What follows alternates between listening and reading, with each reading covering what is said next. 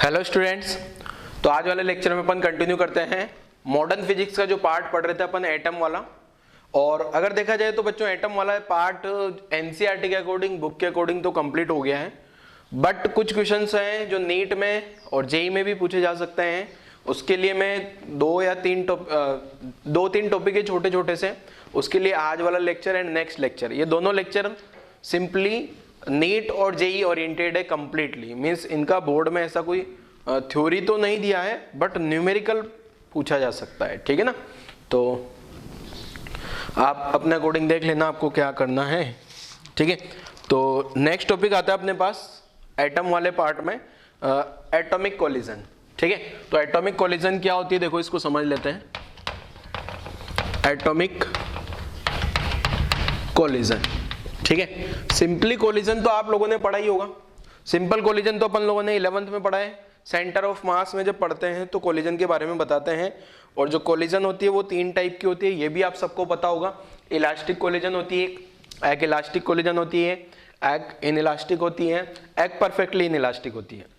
ये सबको पता होगा। नहीं पता है तो एक बार कोलिजन के जो मैंने 3 क्लासिफिकेशन आपको समझा रखे हैं, इलास्टिक, इनइलास्टिक, परफेक्टली इनइलास्टिक, उन तीनों को जाके एक बार रिवाइज करो कि कौन सी कोलिजन में क्या होता है। वैसे मैं थोड़ा सा अभी समराइज कर देता हूँ। मेन जो अपने को यहाँ एटॉमिक कोलिजन में यूज होने वाला है, कोलिजन का कॉन्सेप्ट ये है कि जो इलास्टिक कोलिजन होती है उसमें एनर्जी का कोई लॉस नहीं होता, ठीक है। तीनों कोलिजन जो है, जो तीनों टाइप की कोलिजन में है, हर एक कोलिजन में लीनियर मोमेंटम कंजर्व होता है, ठीक है। लीनियर मोमेंटम तो तीनों कोलिजन में कंजर्व होता है। साथ में इलास्टिक कोलिजन में जो काइनेटिक एनर्जी है, इलास्टिक कोलिजन में kinetic energy before after collision same होती है, मींस एनर्जी में कोई लॉस नहीं होता। और परफेक्टली इन इलास्टिक कोलिजन में मैक्सिमम लॉस होता है एनर्जी का, या काइनेटिक एनर्जी बोल सकते हो। काइनेटिक एनर्जी जो शुरुआत में थी पार्टिकल्स की, वो कोलिजन के बाद में कम हो जाती है और मैक्सिमम लॉस होता है। और इनइलास्टिक में लॉस होता है पर वो मैक्सिमम नहीं होता और जीरो भी नहीं होता, ठीक है। कोफिशिएंट ऑफ रेस्टिट्यूशन आपको पता ही है, ई जो होता है velocity of separation upon velocity of approach, ठीक है। Reformation impulse of reformation upon impulse of deformation, इतनी कहानियां अपन ने 11th में पढ़ी हुई है, ठीक है। तो अब यहाँ आ जाते हैं अपन 12th वाले पार्ट पे। तो यहाँ है अपने पास एटॉमिक कोलिजन। अब यहाँ ध्यान रखना है बच्चों, आपको सबसे पहले तो क्या करना होगा, लॉस इन काइनेटिक एनर्जी पता करना होगा। जब भी कोलिजन होती है काइनेटिक एनर्जी में लॉस होता है। तो आपका क्या मकसद होगा, क्या ध्येय होगा, यहां पे आपका टारगेट होगा कि सबसे पहले पता करें क्या, लॉस इन काइनेटिक एनर्जी, ठीक है। अगर लॉस इन काइनेटिक एनर्जी जो है जीरो है, अगर आप loss in kinetic energy zero मान लेते हो, इसका मतलब यहां क्वेश्चन में पूछा जाएगा कि कौन कौन सी कोलिजन पॉसिबल है। जैसा भी मैं एक क्वेश्चन दूंगा आपको, तो उसमें पूछा जाएगा कि कौन सी कोलिजन इलास्टिक है या परफेक्टली इनइलास्टिक है या इनइलास्टिक है। तो आपका टारगेट क्या होगा, आप काइनेटिक एनर्जी की कैलकुलेशन करो पहले, final kinetic energy, initial kinetic energy, और फिर आप क्या पता कर लोगे, लॉस इन काइनेटिक एनर्जी। अगर loss in kinetic energy zero है तो आप क्या बोल दोगे, loss in kinetic energy zero है तो आपका आंसर हो जाएगा क्या, इलास्टिक कोलिजन। अगर जो लॉस है वो मैक्सिमम पॉसिबल लॉस के बराबर है, ठीक है। अभी क्वेश्चन कराऊंगा तो और चीजें समझ आ जाएगी, ठीक है। मैक्सिमम पॉसिबल लॉस है तो वो परफेक्टली इनइलास्टिक या कंप्लीटली इनइलास्टिक भी बोल सकते हो, और जो वो लॉस है वो 100 मैक्सिमम से कम है तो इनइलास्टिक। अब यहाँ एक चीज और है कि ये जो कोलिजन में जो एनर्जी में लॉस होगा ना, ये तो अपन कैलकुलेट कर ही लेंगे। इनिशियल काइनेटिक एनर्जी दी गई होगी, फाइनल काइनेटिक एनर्जी कैलकुलेट कर लेंगे, डिफरेंस पता कर लेंगे, या इनिशियल वेलोसिटी पार्टिकल का दिया होगा, फाइनल वेलोसिटी कोलिजन के कॉन्सेप्ट लगा के कैलकुलेट कर लेंगे। फाइनल काइनेटिक एनर्जी आ गई, इनिशियल काइनेटिक एनर्जी आ गई, दोनों का डिफरेंस आ जाएगा, ठीक है। और फिर लॉस इन काइनेटिक एनर्जी तो अपन कैलकुलेट कर लेंगे। अब उसके बाद की कहानी देखो कैसे शुरू होती है। तो यहां पे जो एटॉमिक कोलिजन है उसमें अलग क्या है, एक चीज ध्यान रखना, बहुत इंपॉर्टेंट लाइन बोल रहा हूं, अगली वाली बहुत ज्यादा इंपॉर्टेंट लाइन है, और अगर ये लाइन समझ ली ना आपने तो एटॉमिक कोलिजन आपका हो जाएगा। जो लॉस इन काइनेटिक एनर्जी होगा, जो काइनेटिक एनर्जी में लॉस हो रहा होगा ना, वो लॉस एटम को एक्साइट करेगा, या तो एक्साइट करेगा या नहीं करेगा। मतलब परफेक्ट उतना ही लॉस होना चाहिए ताकि एटम एक्साइट हो पाए। जैसे अगर loss in kinetic energy, hydrogen atom से साथ कोलिजन हुई और लॉस इन काइनेटिक एनर्जी आ रहा है अपने पास 10.2 इलेक्ट्रॉन वोल्ट, 10.2 इलेक्ट्रॉन वोल्ट आते से ही जो हाइड्रोजन एटम है वो क्या करेगा, हाइड्रोजन एटम का जो इलेक्ट्रॉन है वो इलेक्ट्रॉन ग्राउंड स्टेट से फर्स्ट एक्साइटेशन में चला जाएगा, ठीक है। और वो कब होगा, जब 10.2 इलेक्ट्रॉन वोल्ट का लॉस होगा। अगर लॉस 10.2 इलेक्ट्रॉन वोल्ट का नहीं है, अगर 10 इलेक्ट्रॉन वोल्ट का लॉस आ रहा है, आपने लॉस इन काइनेटिक एनर्जी निकाला और वो आ गया 10 इलेक्ट्रॉन वोल्ट, मतलब वो इलेक्ट्रॉन एक्साइट ही नहीं हो पाएगा। इलेक्ट्रॉन एक्साइट नहीं हो पाया तो फिर कोई एनर्जी में लॉस ही नहीं होगा। मतलब यहां पे ये है कि जो एनर्जी में लॉस होगा, काइनेटिक एनर्जी में लॉस, वो सारा का सारा लॉस कहां जाना चाहिए, एटम को एक्साइट करने में जाएगा। या तो एक्साइट होगा या नहीं होगा, ठीक है। तो मैं लिख देता हूं, फिर एक क्वेश्चन करूंगा तो आपको थोड़ा चीजें और क्लियर हो जाएगी। तो देखो मैं क्या लिख रहा हूं, ये जो एटॉमिक कोलिजन है इनमें क्या होगा, इन सच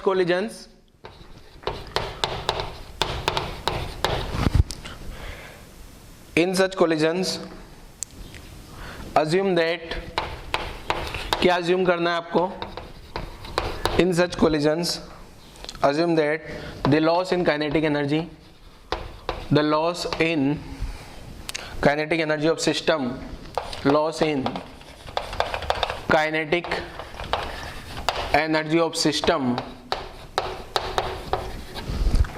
kinetic energy of system is possible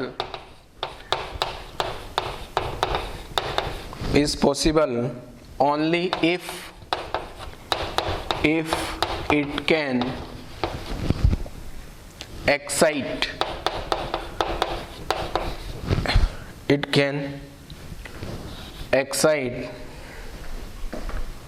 or ionize। Ionize का मतलब पूरा इलेक्ट्रॉन ही भगा दे, मींस लॉस कितना हो गया, 13.6 इलेक्ट्रॉन वोल्ट का लॉस हो जाए तो वो क्या होगा, इलेक्ट्रॉन ही भाग जाएगा, मींस वो जो है एटम आयन में कन्वर्ट हो जाएगा। तो ये हो गया, in such collisions assume that the loss in kinetic energy of system, loss इन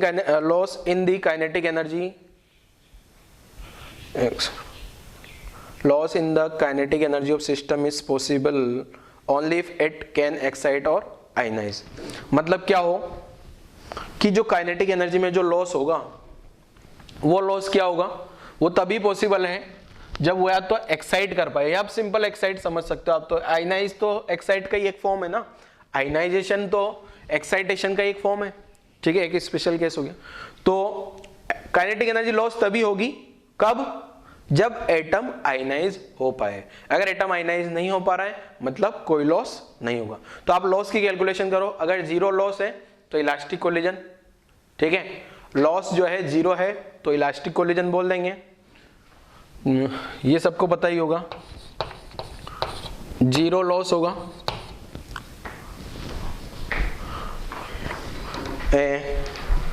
मैं ऐसे लिख देता हूं इसको, लॉस इन काइनेटिक एनर्जी, और यहां है टाइप ऑफ कोलिजन, ठीक है। तो आपको क्या करना है, लॉस इन काइनेटिक एनर्जी निकाल लेना है। अगर ये जीरो आ रहा है तो आप क्या बोल दोगे बच्चों, ये कोलिजन जो है ये इलास्टिक है, ठीक है।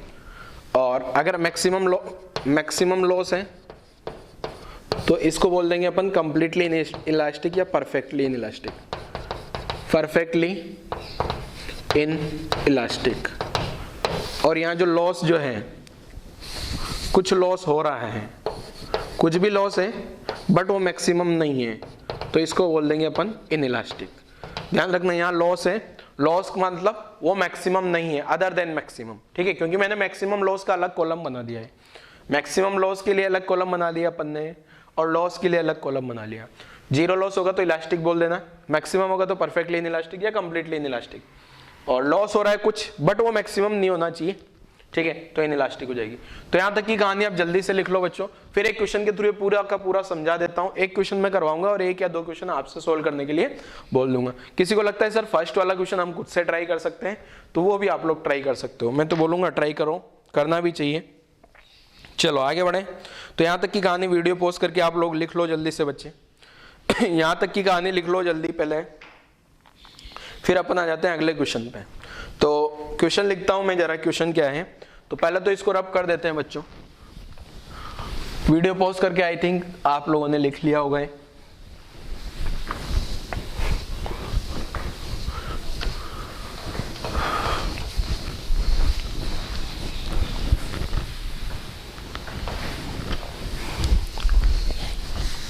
चलो क्वेश्चन लिख देता हूं, क्या है क्वेश्चन, तो ध्यान से समझिएगा क्वेश्चन को।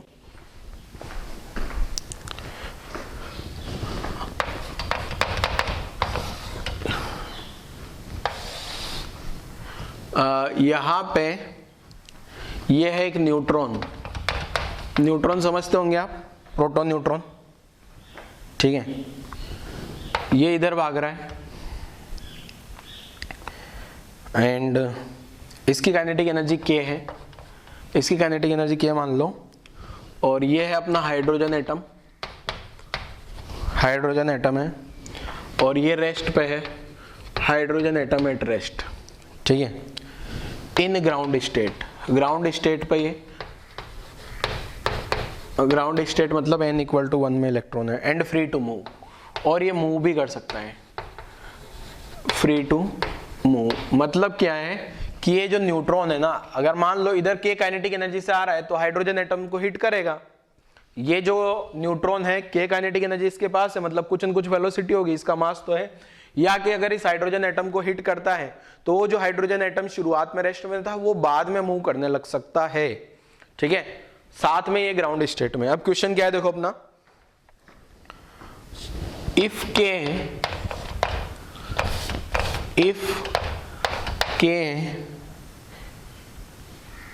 एक सेकेंड क्वेश्चन लिख देता हूं। यहां पे मैंने जैसा कि आपको बोला है कोलिजन कौन से टाइप की होगी, उसी टाइप का क्वेश्चन है अपने पास। What will be the type of collisions, ठीक है, what will be the type of collision if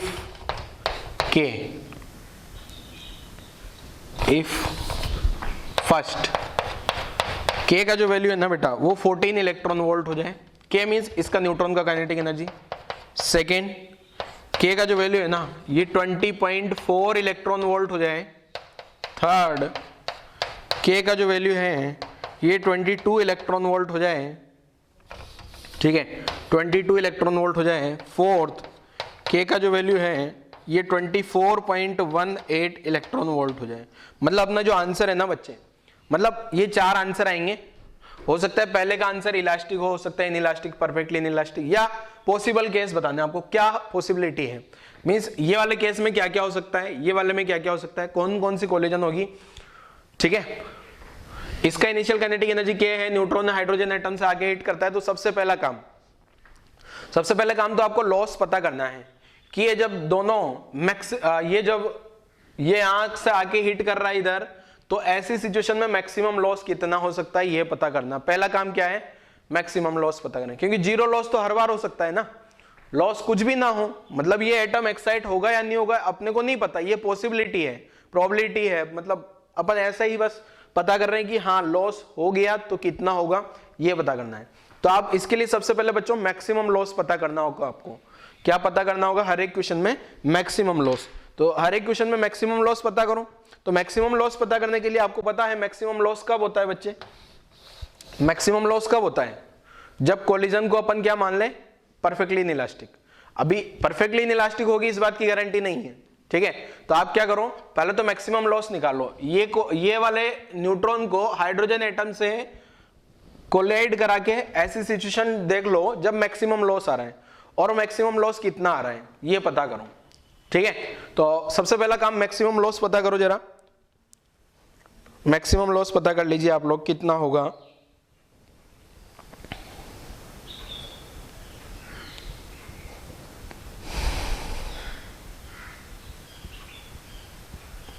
minimum loss तो हर बार हो ही सकता है।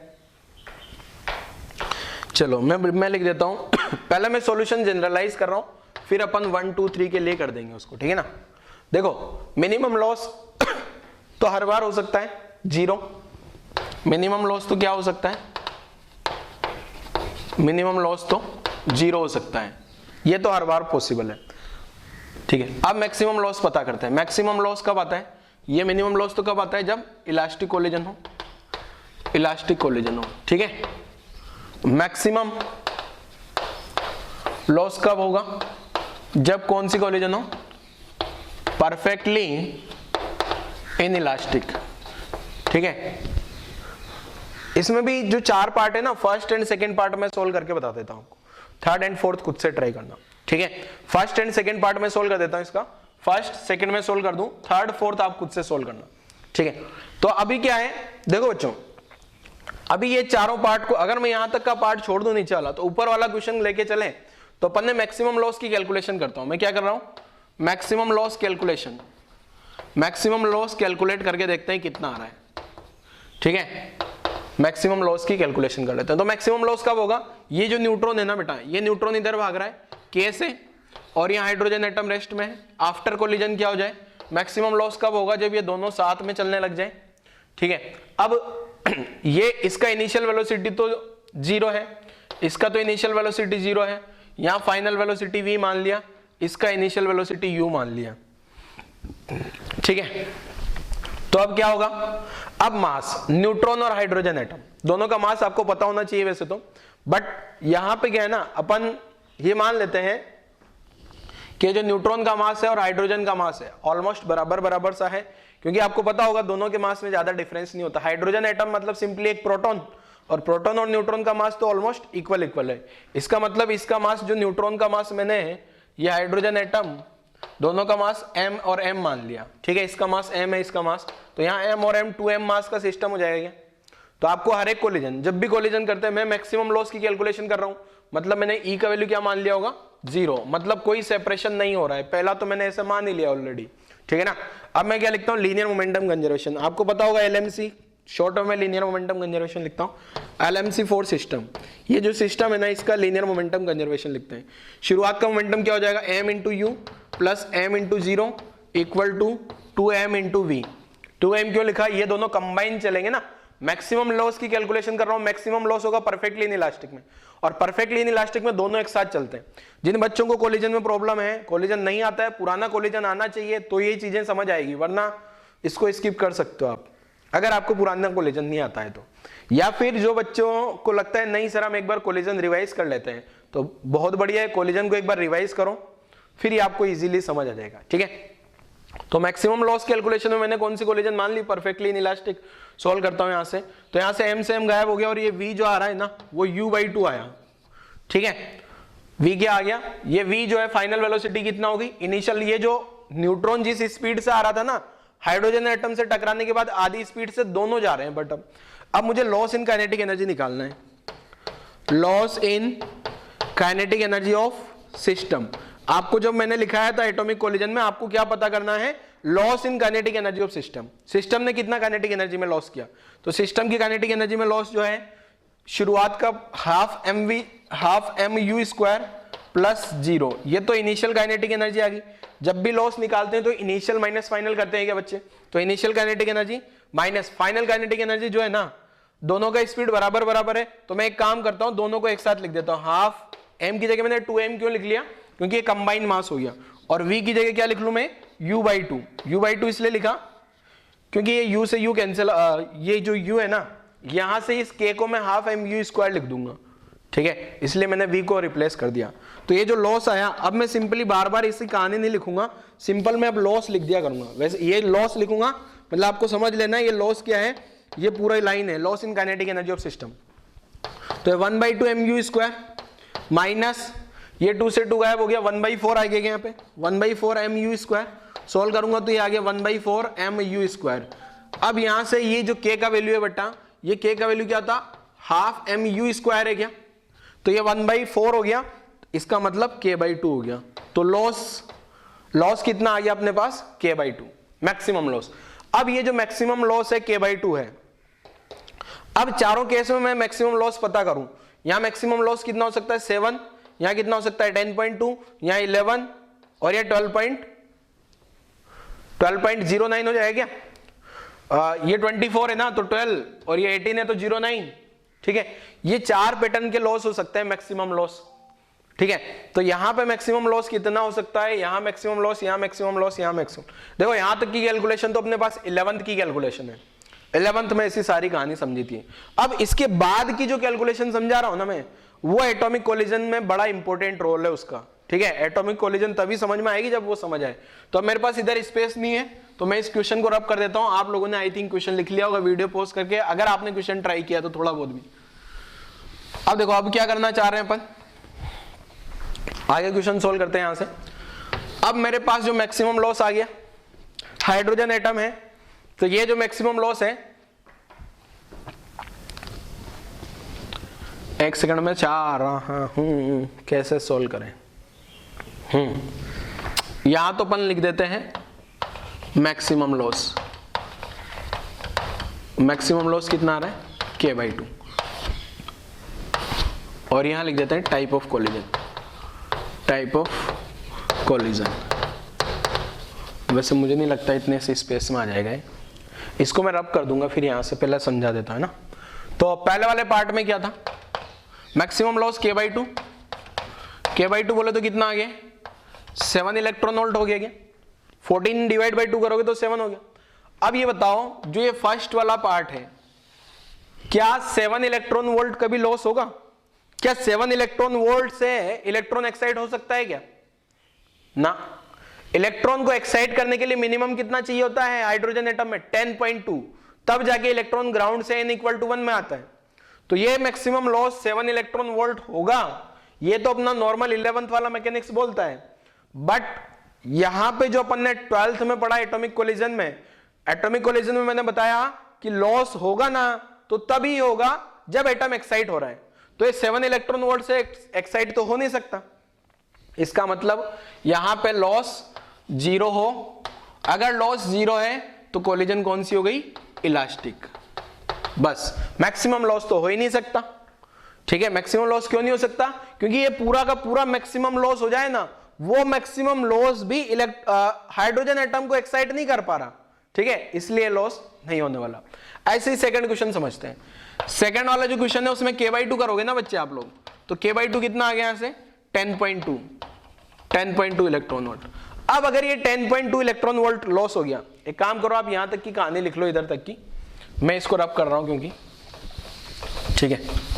अगर 10.2 इलेक्ट्रॉन वोल्ट लॉस हो गया बच्चे, अगर लॉस जो है वो 10.2 इलेक्ट्रॉन वोल्ट है K/2, मैक्सिमम लॉस कितना हो सकता है 10.2, तो अगर लॉस 0 है तो कोलिजन कौन सी हो सकती है, इलास्टिक। अब मुझे थोड़ी पता लॉस कितना हुआ, बट मैक्सिमम लॉस कितना हो सकता है 10.2। अब ये जो लॉस अगर 10.2 है इलेक्ट्रॉन वोल्ट, तो ये मैक्सिमम लॉस है क्या, मैक्सिमम लॉस इतना ही हो सकता है, और यही मैक्सिमम लॉस है, मतलब इसका मतलब ये कोलिजन कौन सी होगी, परफेक्टली इनइलास्टिक, ठीक है। ये कोलिजन हो जाएगी अपने पास कौन सी, परफेक्टली इनइलास्टिक। परफेक्टली इनइलास्टिक क्यों है बच्चे, क्योंकि ये लॉस जो है ना ये मैक्सिमम लॉस के बराबर है, ठीक है। अगला थर्ड वाले में क्या है कहानी, बाई 22 11 इलेक्ट्रॉन वोल्ट। अब मैक्सिमम लॉस कितना हो सकता है प्यारे बच्चे, 11 हो सकता है।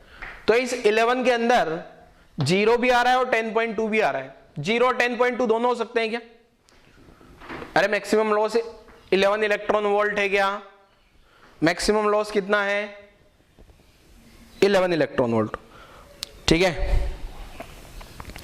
तो 10.2 इससे कम है क्या, लॉस अगर 0 हो गया तो ये कौन सी कोलिजन होगी, इलास्टिक, और लॉस अगर 10.2 हो जाता है तो कौन सी कोलिजन होगी, इनइलास्टिक। अब ये इनइलास्टिक इसलिए लिखा बेटा मैंने क्योंकि ये जो 10.2 है ये मैक्सिमम लॉस के बराबर नहीं है, ठीक है। और 10.2 के बाद आता है 12.09, वो यहां है नहीं, वो यहां नहीं है, 12.09 तो इससे ज्यादा हो जाता है ना बच्चे, मतलब परफेक्टली इनइलास्टिक कोलिजन नहीं हो सकती, ठीक है। अब लास्ट वाले के लिए जब मैं K/2 लिखता हूं, फोर्थ एंड लास्ट, फोर्थ, यहां K/2 करूंगा तो कितना आ रहा है बच्चे, ये 12.09 हो गया क्या। जो लास्ट वाले में अगर मैं K/2 करता हूं, K/2 12.09 इलेक्ट्रॉन वोल्ट। अब ये 12.09 में क्या होगा देखो, यहां पे लॉस की क्या क्या पॉसिबिलिटी है। अगर लॉस 0 हो गया तो कोलिजन हो जाएगी अपने पास इलास्टिक। ठीक है, अगर लॉस 10.2 हो गया तो ये हो जाएगी इन इलास्टिक। अगर लॉस 12.09 हो गया तो क्या ये 12.09 ये जो आ रहा है ना 12.09 में भी तो इलेक्ट्रॉन जो है ग्राउंड स्टेट से 2 में जा सकता है, सॉरी 3 में। अरे 10.2 में ग्राउंड से 1 से 2 में जाता है क्या, ग्राउंड स्टेट से फर्स्ट में एक्साइटेशन में। और जो 12.09 है इससे जाता है ग्राउंड से सेकंड एक्साइटेशन, मतलब n इक्वल टू 1 से 3 में पहुंच जाता है क्या, तो ये हो जाएगी कौन सी, परफेक्टली इन इलास्टिक। ठीक है, यहां हो जाएगा अपने पास क्या, perfect in elastic, perfect in elastic. ठीक है, मतलब जो भी लॉस हो रहा है ना, देखो वापस से रिपीट करता हूं। सबसे पहले मैक्सिमम लॉस पता कर लेना आपको। मैक्सिमम लॉस कहां से पता लगेगा बच्चे, नॉर्मल मैकेनिक्स जो 11th की पढ़ी वहां से मैक्सिमम लॉस पता कर लिया। अब मैंने आपको एटॉमिक कोलिजन में एक ही लाइन दी है बस, क्या, जो भी लॉस होगा वो लॉस आपको क्या कंसीडर कर लेना है, जो भी लॉस होगा आप उस लॉस को ये कंसीडर कर लो कि ये एटम को एक्साइट करेगा।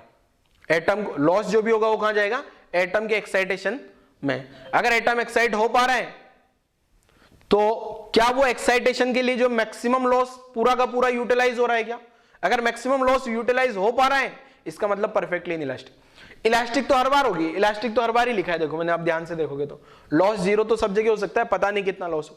मतलब इस सिचुएशन में अपन बोल सकते हैं यहां पे कोलिजन जो भी होगी वो इलास्टिक कोलिजन ही होगी, एनर्जी का कोई लॉस नहीं होगा। ठीक है ना। अगले वाले केस में ये भी हो सकती है, ये भी हो सकती है, इलास्टिक भी हो सकती है, परफेक्टली इलास्टिक, पता नहीं। अब मुझे नहीं पता जब कोलिजन हुई होगी तो इलेक्ट्रॉन एक्साइट हुआ या नहीं, अगर इलेक्ट्रॉन एक्साइट हो गया तो परफेक्टली इलास्टिक, नहीं हुआ तो इलास्टिक। ऐसे इसमें भी कहानी है, ठीक है, और ऐसे ही इसमें भी कहानी है। तो कहानी नोट कर लो जल्दी से, आंसर वगैरह लिख लो, सॉल्यूशन लिख लो, और अगला क्वेश्चन खुद से ट्राई करना है आपको। एक और क्वेश्चन लिख रहा हूं अगला आप लोगों के लिए। तो देखो क्या है अगला क्वेश्चन, पहले तो इसको रब कर देता हूं मैं, वीडियो पॉज करके लिख लो आप लोग जल्दी से जो आंसर है। देखो इसमें दोनों कॉन्सेप्ट हैं, 11th का कोलिजन भी है और 12th का एटॉमिक कोलिजन एक्साइटेशन का कॉन्सेप्ट भी है। तो अगर आपको समझना है तो 11th भी अच्छे से आना चाहिए और अभी तक जो पढ़ा है एटम में वो भी आना चाहिए, तो ही जाके आप इसको समझ पाओगे, वरना नहीं समझिएगा। चलो नेक्स्ट क्वेश्चन, नेक्स्ट क्वेश्चन क्या है देखो, एक और क्वेश्चन करते हैं, ट्राई करना आप लोग ये वाला क्वेश्चन क्या है। देखो मैं क्वेश्चन लिख देता हूं पहले,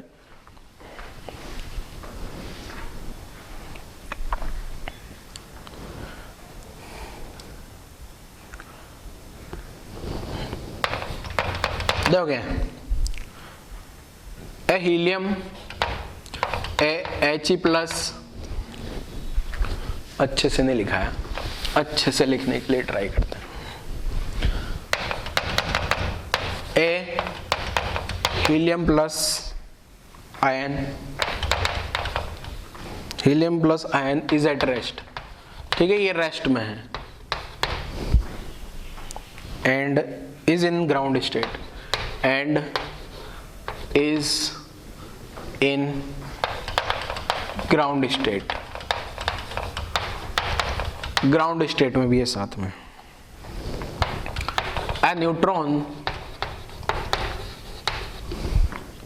A neutron with initial kinetic energy, a neutron with initial kinetic energy K collides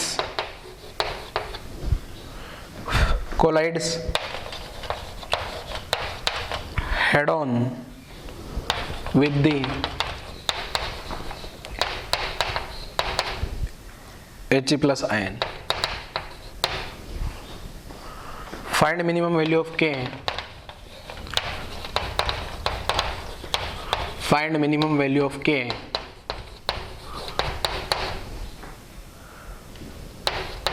so that find minimum of K, value of K so that there can be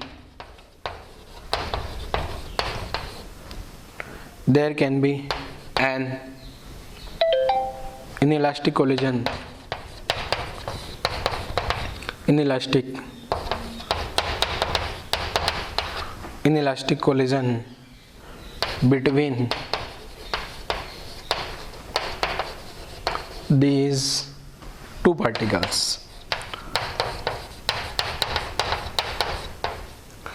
ठीक है, क्या है क्वेश्चन समझ लेते हैं।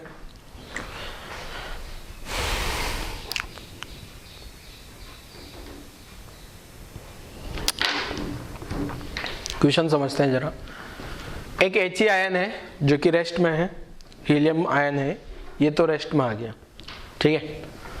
और साथ में एक न्यूट्रॉन आ रहा है, पहले हीलियम नहीं था, पिछले वाले क्वेश्चन में हाइड्रोजन एटम था, ठीक है ना। तो वैसा ही कुछ थीम है यहाँ पे। ये सपोज न्यूट्रॉन है, ये न्यूट्रॉन इधर भाग के आ रहा है और यहाँ एक हीलियम प्लस आयन रखा है, ये तो आ गया न्यूट्रॉन, ये हीलियम प्लस आयन ये रेस्ट में है, ठीक है, ये यहाँ पे ये के काइनेटिक एनर्जी से भागता हुआ इधर भाग रहा है, ठीक है। और ये ग्राउंड स्टेट में भी है, इसका काइनेटिक एनर्जी के, अब इसे हेड ऑन कोलिजन कर रहा है He+ से, और इस के का मिनिमम वैल्यू क्या कर दूं कि ये जो है ना, ये वाली कोलिजन कौन सी हो जाए, इन इलास्टिक। इलास्टिक की जरूरत नहीं, इलास्टिक के लिए तो मिनिमम वैल्यू कुछ भी हो सकती है, 0। इलास्टिक कोलिजन में तो लॉस 0 ही होता है ना, इन इलास्टिक कोलिजन में कुछ न कुछ लॉस जरूर हो। अब वो इन इलास्टिक कैसी भी हो सकती है, ठीक है ना, परफेक्टली इन इलास्टिक या इन इलास्टिक कोई भी कोलिजन हो सकती है। तो अब यहाँ क्या होगा, देखो आपको पता ही है कोलिजन के बाद क्या होगा कि ये दोनों एटम एक साथ चलने लग जाए v स्पीड से। अब सबसे पहले मास की बात करते हैं। हाइड्रोजन और हीलियम का मास क्या क्या हो सकता है, सॉरी हाइड्रोजन नहीं, ये न्यूट्रॉन है। अगर इस न्यूट्रॉन का मास m है तो ये हीलियम का मास कितना होगा, सोचो जरा आप लोग, ठीक है। देखो आपको पता है हीलियम का मतलब क्या है, सोच लिया। He+ का मतलब क्या है, इसमें 2 तो प्रोटॉन होंगे, 2 न्यूट्रॉन होंगे, 1 इलेक्ट्रॉन होगा। इलेक्ट्रॉन का मास तो हटा दो, बहुत कम होता है, तो इसका मास क्या हो गया, 2 प्रोटॉन और न्यूट्रॉन का मास ऑलमोस्ट बराबर बराबर होता है। तो ये वाला मास हो गया अपने पास कितना बच्चे, 4m। ये चीज समझ आनी चाहिए आपको, ठीक है। तो यहाँ m 4m। अब वापस से मैं मैक्सिमम लॉस निकालता हूं, जिसे मैंने पिछले क्वेश्चन में निकाला था। आपको ये भी पता है कि यहाँ पे जो भी लॉस होगा सारा का सारा लॉस कहाँ चला जाएगा, एटम को या आयन को एक्साइट करने में। तो maximum loss in kinetic energy of, पहले LMC लगा लेते हैं, लीनियर मोमेंटम कंजर्वेशन करा के फाइनल वेलोसिटी निकालते हैं। LMC फॉर सिस्टम, तो सिस्टम के लिए लीनियर मोमेंटम कंजर्वेशन लगा रहा हूं। इसका स्पीड अगर मैं u मान लूं ना, इसका स्पीड u मान लूं, तो k को क्या लिखा जा सकता है, 1/2 mu², ठीक है। तो m × u + 0, ये रेस्ट में है, यहाँ 5m हो गया इंटू v, 5m क्यों हो गया, मास ऐड हो जाएगा, तो m से m गायब हो गया, तो ये आ गया u/5। वेलोसिटी ये आ गई फाइनल u/5 वेलोसिटी से सिस्टम आगे बढ़ रहा होगा। सिस्टम बोले तो वो कंबाइन न्यूट्रॉन और हीलियम आयन, ठीक है। अब मैं पता करता हूँ मैक्सिमम लॉस आएगा इस सिचुएशन में, maximum loss in kinetic energy of system, तो क्या हो जाएगा, ½ mu² + 0, ये तो इनिशियल काइनेटिक एनर्जी आ गई, माइनस फाइनल काइनेटिक एनर्जी क्या लिखूं, ½ अब एक चीज सुनना ध्यान से, यहाँ 5m क्यों लिखा, कंबाइन मास है क्या इन दोनों का, इंटू u/5 होल स्क्वायर, ये ऐसा आ गया। तो अब ये लॉस निकालने के लिए मैं क्या करता हूँ बच्चे, यहाँ लॉस निकालने के लिए 1/2 बाहर, यहाँ 1/2 आ रहा है, यहाँ भी 1/2 आ रहा है, m भी बाहर, u² भी बाहर, तो यहाँ बचेगा 1 माइनस, यहाँ तो 1 बच गया, एक 1/2 बाहर आ गया, m बाहर आ गया, एक 5 कैंसिल आउट हो जाएगा, 1 - 1/5, 1 - 1/5 करेंगे तो कितना आ जाएगा, 4/5।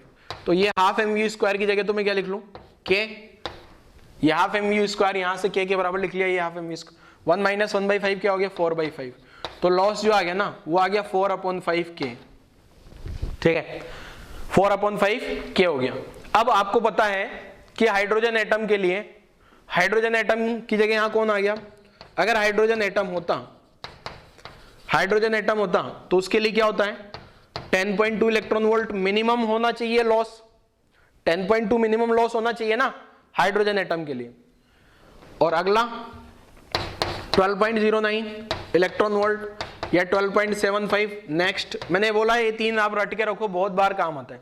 अब यहाँ हाइड्रोजन एटम की जगह कौन आ गया बच्चे, हीलियम आयन, 4 He+ आयन। तो यहाँ He+ में क्या हो जाएगा, जेड स्क्वायर का मल्टीप्लाई हो जाएगा, यहाँ भी जेड स्क्वायर का मल्टीप्लाई होगा, यहाँ भी जेड स्क्वायर का और यहाँ भी जेड स्क्वायर का। तो यहाँ क्या हो जाएगा 10.2 into 2 whole square electron volt. ये मिनिमम एक्साइटेशन के लिए इतना लॉस जरूरी है। और यह 12.09 इंटू 2 स्क्वायर इलेक्ट्रॉन वोल्ट। अगला आप लिख लेना इसी टाइप से, ठीक है। अब मुझे क्वेश्चन में क्या बोला गया है, मिनिमम वैल्यू ऑफ के, तो के की मिनिमम वैल्यू चाहिए, तो ये वाले डेटा के करस्पॉन्डिंग आएगा, ये वाला मिनिमम लॉस तो यही हो सकता है ना। तो यहां से 4/5 के 4/5 के equal to 10.2 into 2 square electron volt कर दें। अब ये 2 स्क्वायर से 4 गायब हो जाएगा और यहां से के से मल्टीप्लाई करूंगा तो ये के बराबर कितना आ गया, सॉरी 4, ये 2 स्क्वायर तो 4 से गायब हो गया। अब ये 10.2 को 5 से मल्टीप्लाई करोगे तो ये आएगा कितना, ये 0.2 को हटा दो तो 50 और 0.2 का मल्टीप्लाई होगा तो 1, तो 51 इलेक्ट्रॉन वोल्ट इस क्वेश्चन का आंसर होगा। मतलब 51 इलेक्ट्रॉन वोल्ट, ये जो न्यूट्रॉन है ना, ये 51 इलेक्ट्रॉन वोल्ट का होना चाहिए अगर कुछ न कुछ लॉस हो तो।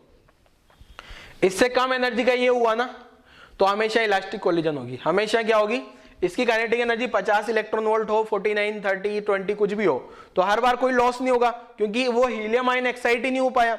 हीलियम आयन एक्साइट नहीं हो पाया तो कोई लॉस नहीं होगा। मतलब यहां अगर लॉस हो रहा है ना तो वो एक्साइटेशन में ही जाएगा, या तो लॉस ही नहीं होगा और होगा तो एक्साइटेशन में जाएगा। क्लियर है कहानी सभी को, नोट कर लो पूरा क्वेश्चन। चलो नेक्स्ट आ जाते हैं, नेक्स्ट टॉपिक पे आ जाते हैं जरा। ऐसे और भी क्वेश्चंस बनाए जा सकते हैं कोलिजन को मिक्स करके, तो आप लोग खुद से ट्राई करना, बाकी क्वेश्चन अब मैं नहीं करा रहा हूं, ठीक है। चलो नेक्स्ट आ जाते हैं, क्या है देखो नेक्स्ट टॉपिक अपना, इसको गायब करते हैं। वीडियो पॉज करके लिख लेना पूरी कहानी आप लोग। ऐसे और भी बहुत सारे क्वेश्चन बनाए जा सकते हैं, बट आपको ध्यान रखना है क्या, लॉस या तो होगा ही नहीं, और होगा तो सारा का सारा लॉस जो होगा वो एटम को एक्साइट करेगा या आयन को एक्साइट करेगा या आयनाइज करेगा। चलो आगे बढ़ते हैं। नेक्स्ट हेडिंग, नेक्स्ट हेडिंग है अपने पास क्या, नेक्स्ट हेडिंग लिख देता हूं मैं, रिकॉइल स्पीड ऑफ एटम। तो calculation of recoil speed, calculation of recoil speed of, calculation of recoil speed of atom on emission of a photon, emission of a photon। देखो कहानी क्या है, आसान सा कैलकुलेशन है, कोई न्यूमेरिकल नहीं है, थ्योरी है सारा पार्ट, तो मैं आपको समझाऊंगा तो समझ आ जाएगा। तो रिकॉइल स्पीड की कैलकुलेशन करते हैं जरा क्या है, ठीक है। शॉर्ट में बोला जाए तो रिकॉइल स्पीड क्या होती है बताता हूँ। रिकॉइल स्पीड का आपने 11th में भी नाम सुना होगा, लीनियर मोमेंटम कंजर्वेशन में। क्या होता है, जैसे बंदूक है, जो बंदूक में से जैसे बुलेट उधर निकलती है तो बंदूक गन जो है पीछे की डायरेक्शन में जाती है और यहाँ पे लगा लेते हैं, उसको झटका ना लगे इसलिए। आपको पता होगा उसको यहाँ लगा लेते हैं ताकि बंदूक का मास अपने में ऐड हो जाए और पीछे की डायरेक्शन में कम जाए। अगर ऐसे ऊपर रखोगे ना नॉर्मली बंदूक का, तो बुलेट उधर जाएगी, बंदूक पीछे जाएगी, तो हो सकता है बुलेट का स्पीड बहुत तेज नहीं हो, भले बुलेट का मास कम है पर स्पीड बहुत तेज होने के कारण मोमेंटम उसका ज्यादा होता है, और बंदूक का गन का मोमेंटम भी पीछे की डायरेक्शन में उतना ही होगा, तो उसके पास भी कुछ न कुछ पीछे की डायरेक्शन में स्पीड आ जाती है, उसी को बोला जाता है रिकॉइल स्पीड, ठीक है। 11th में कोलिजन से पहले इस टाइप के क्वेश्चन कराया हूँ सेंटर ऑफ मास में।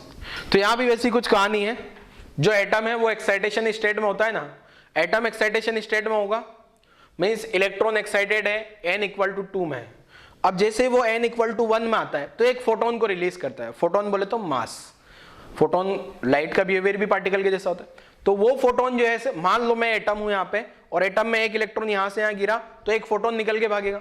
अगर फोटोन इस डायरेक्शन में भागा तो एटम उसके अपोजिट डायरेक्शन में भागेगा लीनियर मोमेंटम कंजर्व कराने के लिए। भले वो एटम की स्पीड बहुत कम होगी क्योंकि एटम का मास इलेक्ट्रॉन के कंपेरिजन में, या फोटोन जो फोटोन निकला उसके कंपेरिजन में बहुत ज्यादा होता है।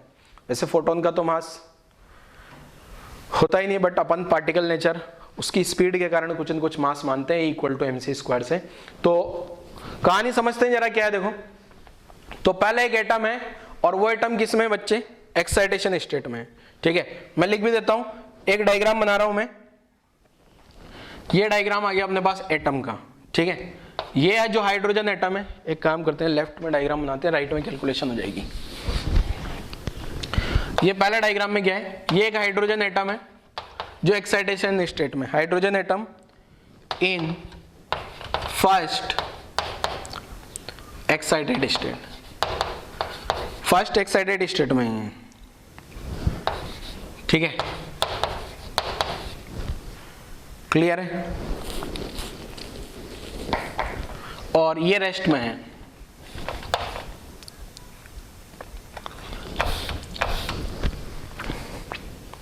देखो दो केस बता रहा हूं, अपन जनरली क्या मान लेते हैं, ये इसको अगर मैंने फिक्स मान लिया, ठीक है,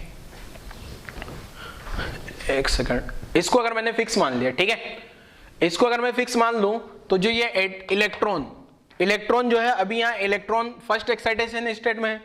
अब ये जो है अगर हाइड्रोजन एटम अगर ये फिक्स है, ये हाइड्रोजन एटम क्या हो गया, ये अगर फिक्स हो गया, ठीक है, अब अगर ये जो हाइड्रोजन एटम है ना, ये ग्राउंड स्टेट में आ जाता है। कौन सी स्टेट में आ गया, ग्राउंड स्टेट में। तो यहां से ऑब्वियसली एक फोटोन इधर भागेगा और वो फोटोन का एनर्जी क्या लिख देंगे अपन, hc/λ किसके बराबर कर दूंगा मैं, 10.2 इलेक्ट्रॉन वोल्ट के बराबर।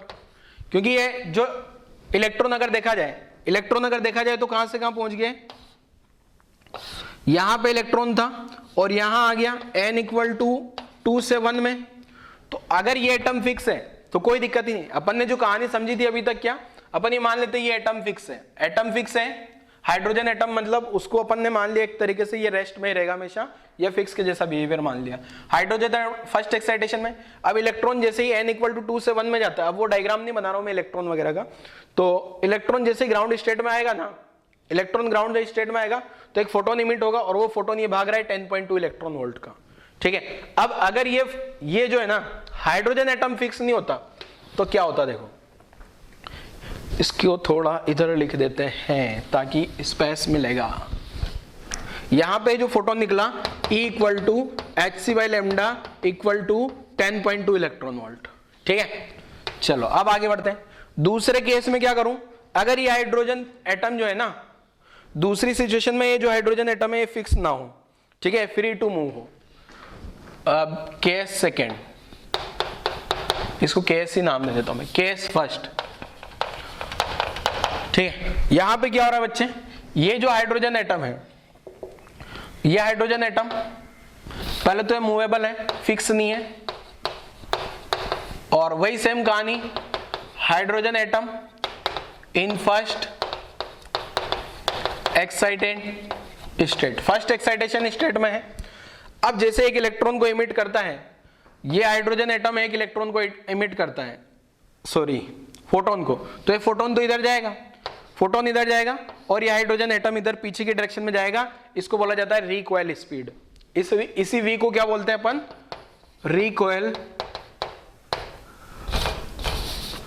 Recoil speed of hydrogen atom.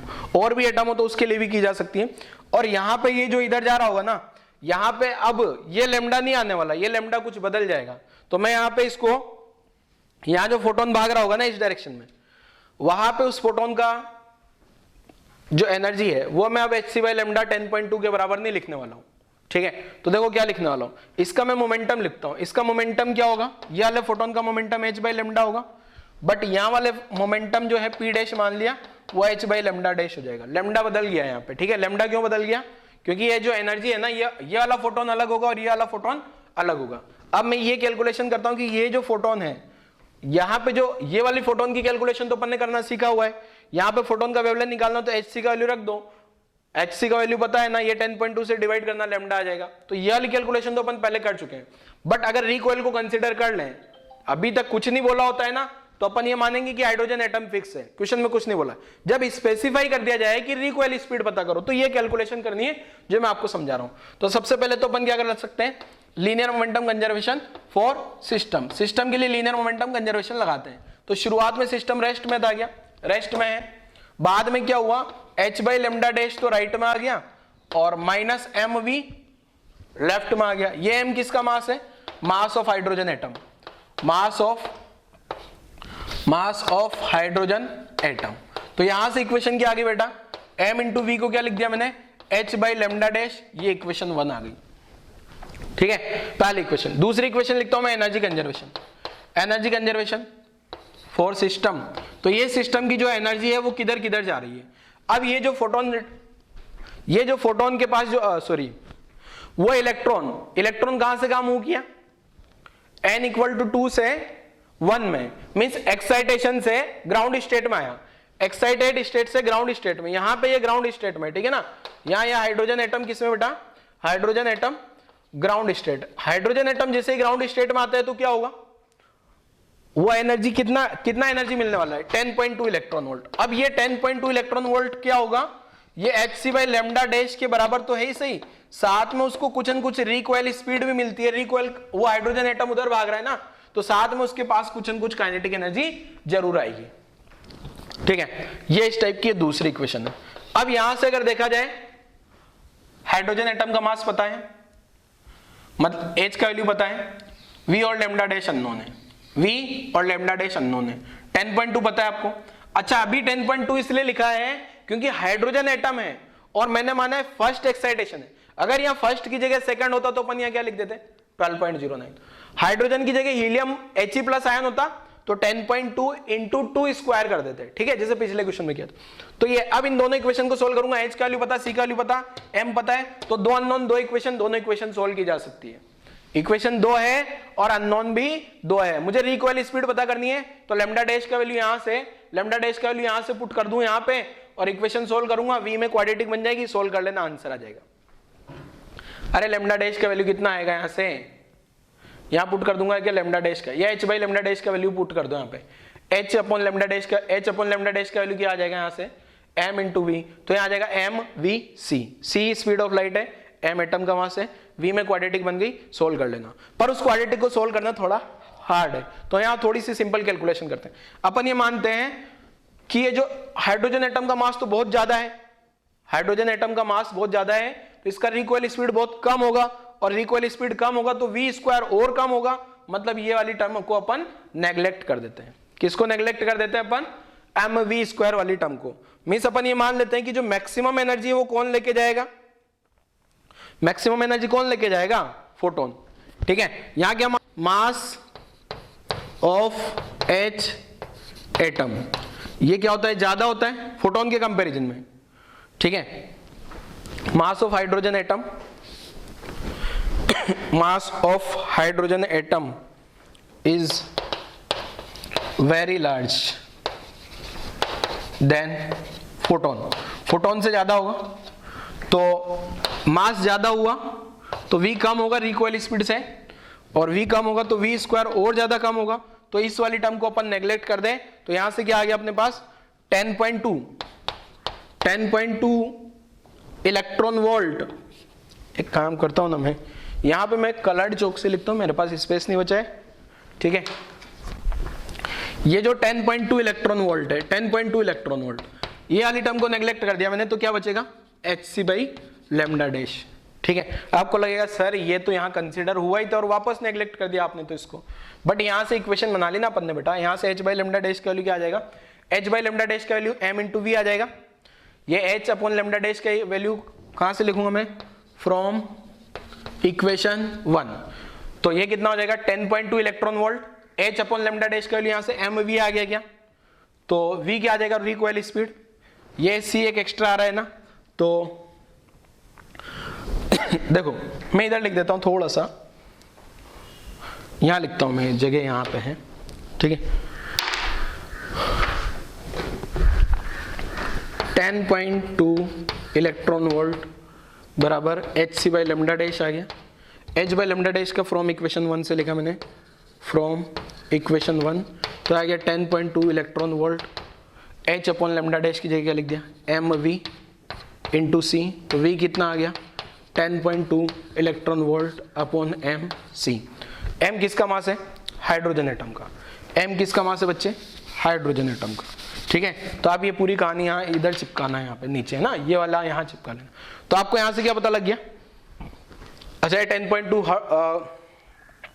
Change हो सकता है कब कब, हाइड्रोजन एटम बदल जाए या first excitation strength first excitation बदल जाए, सेकंड थर्ड हो तो इसको बदल देना।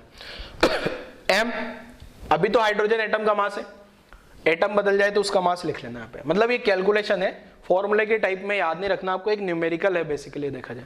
अभी तक अपन ये वाली कहानी पढ़ते थे, बट अगर मान लो उसको अपन मूवेबल मान ले, हाइड्रोजन एटम को मूवेबल मान ले, तो फिर क्या होगा, वो पीछे की डायरेक्शन में मूव करेगा लीनियर मोमेंटम कंजर्व कराने के लिए। फोटोन इधर भागता है तो एटम इधर भागेगा, उसको रिकॉइल स्पीड बोला जाता है। ठीक है बच्चों, तो आज वाला लेक्चर यहीं क्लोज करते हैं बच्चों। Thank you.